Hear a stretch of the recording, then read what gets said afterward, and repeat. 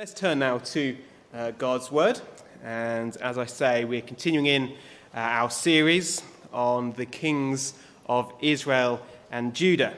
But before we jump into looking at the story of Rehoboam, I'd like to ask you a question. And the question I'd like to ask is, I wonder, have you ever made a big mistake?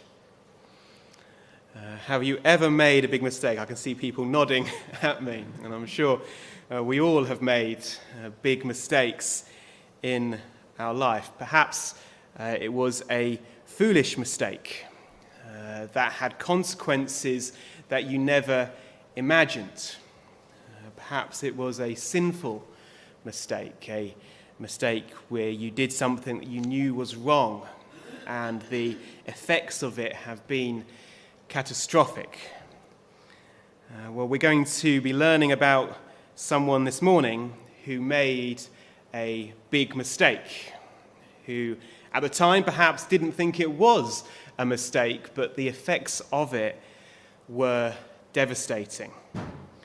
Last week we were looking at King Solomon, famous King Solomon, who was the wisest king Israel had, and quite possibly the wisest man who ever lived, aside from, of course, Christ himself.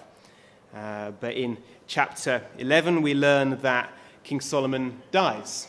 He lives to a fairly ripe old age, and the kingdom is at peace.